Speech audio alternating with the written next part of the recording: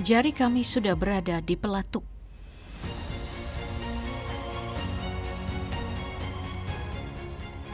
Ini bukan gertakan sembarangan.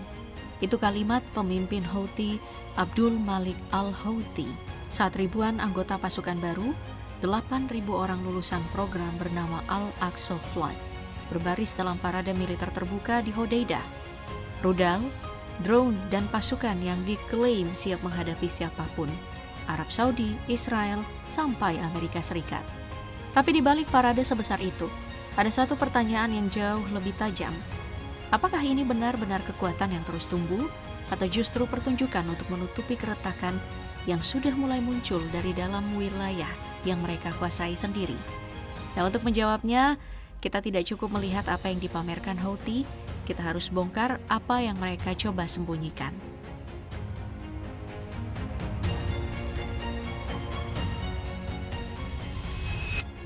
Di balik parade tadi ada satu elemen yang paling menarik perhatian pengamat Timur Tengah, pembentukan General Mobilization Force.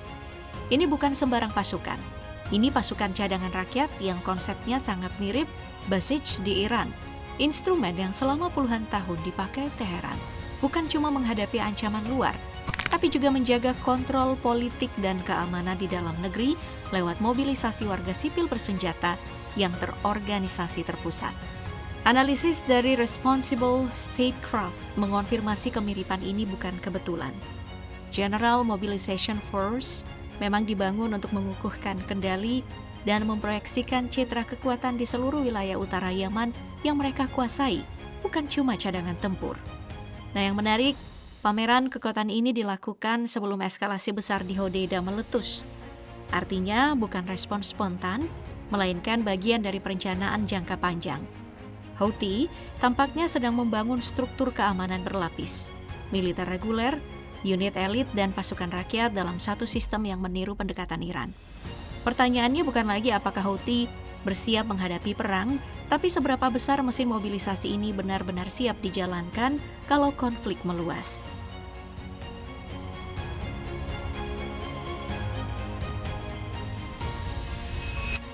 Jika dulu Houthi identik dengan senjata kiriman utuh dari Iran, sekarang polanya berubah.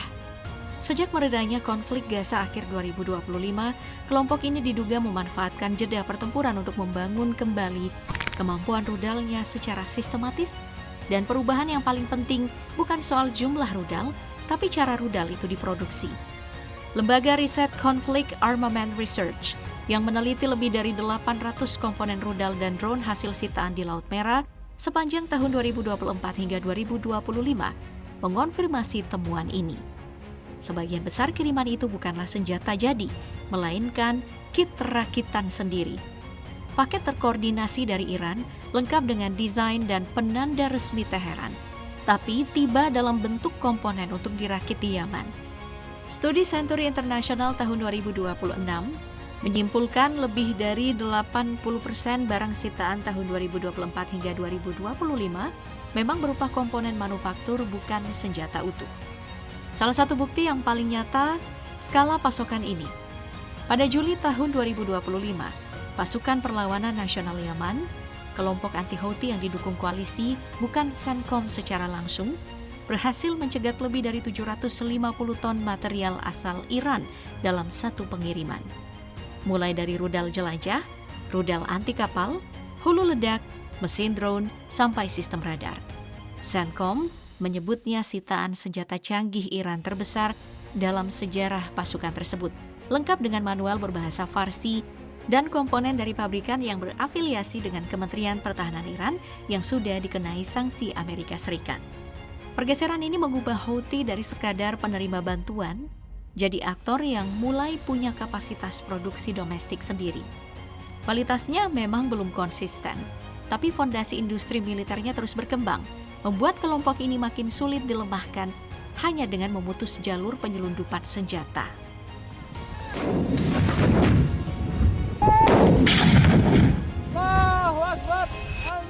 Pada tanggal 20 Juli, Houthi menaikkan tensi secara terbuka. Bersamaan dengan pengumuman blokade, mereka menyerukan General Mobilization dan General Call to Arms, mengajak masyarakat di wilayah kekuasaan mereka untuk bersiap menghadapi kemungkinan perang yang lebih luas. Dalam pernyataan resminya, mereka menegaskan siap menghadapi semua skenario dan perkembangan, dan memberi pesan langsung ke Arab Saudi. Setiap eskalasi lanjutan akan dibalas dengan respon yang komprehensif dan menentukan. Nada serupa muncul dari pidato Al-Houthi yang kembali menegaskan solidaritas penuh ke Iran, menggambarkan pasukannya sebagai kekuatan yang selalu siap bertindak kapanpun situasi mengharuskan. Tapi disinilah letak paradoksnya. Menurut analisis Thomson Center, tindakan Houthi sejauh ini masih tergolong solidarity strikes, serangan yang bertujuan menunjukkan dukungan politik dan militer ke Iran, bukan keterlibatan penuh dalam perang regional. Retorika mereka terdengar jauh lebih agresif dibanding tingkat eskalasi yang benar-benar dijalankan. Sikap hati-hati ini masuk akal.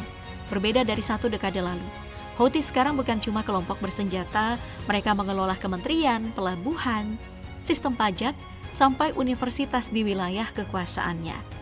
Semakin besar wilayah yang mereka kelola, semakin besar juga resiko yang dipertaruhkan kalau memilih perang total. نفذت القوات البحرية في القوات المسلحة اليمنية بعون الله. Sekarang, bagian yang menjawab paradoks besar di awal video tadi, dan ternyata ceritanya jauh lebih liar dari yang biasa diberitakan.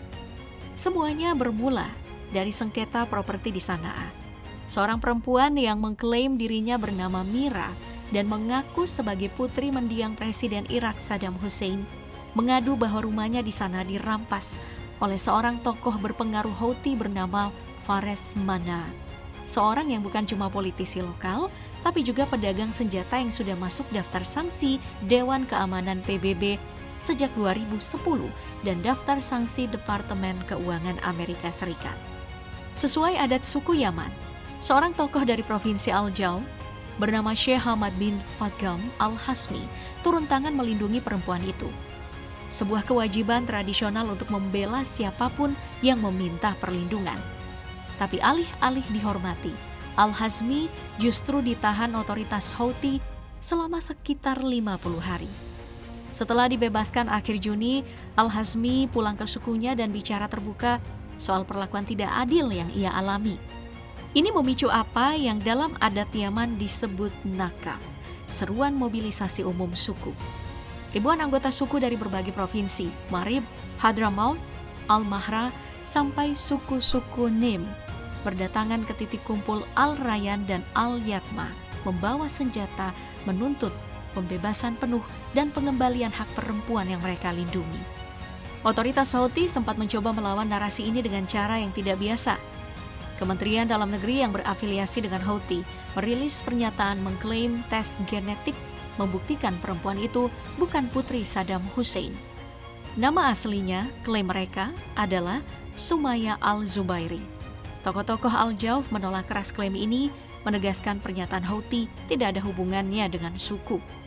Ketegangan sempat nyaris pecah jadi bentrokan bersenjata ketika Houthi mencoba membubarkan paksa kerumunan suku di Al-Yatma. Untungnya, mediasi yang dipimpin Sheikh Mansur bin Abdan berhasil meredakan situasi sebelum kontak senjata benar-benar terjadi. Nah, bagi pengamat Yaman seperti Fuad Musad, ini bukan sekadar konflik lokal. Ini bukti bahwa kontrol Houthi mungkin tidak sekuat citra yang mereka tampilkan lewat parade militer dan mobilisasi massal.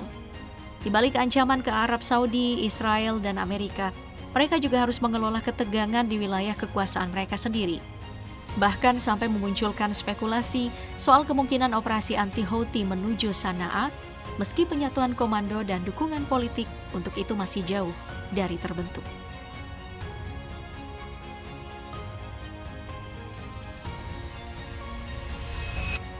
Jadi, apakah Houthi ini benar-benar bersiap menghadapi perang besar?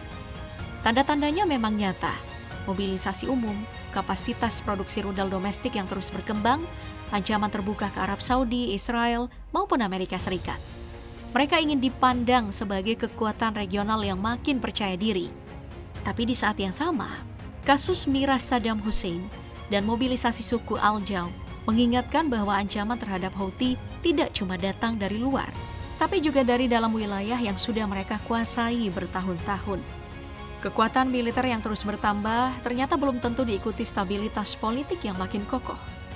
Dalam banyak konflik, Justru keduanya bergerak berlawanan arah. Nah, pertanyaannya sekarang, tantangan mana yang akan lebih dulu menentukan masa depan Houthi? Musuh di luar perbatasan atau retakan yang mereka coba tutupi dari dalam?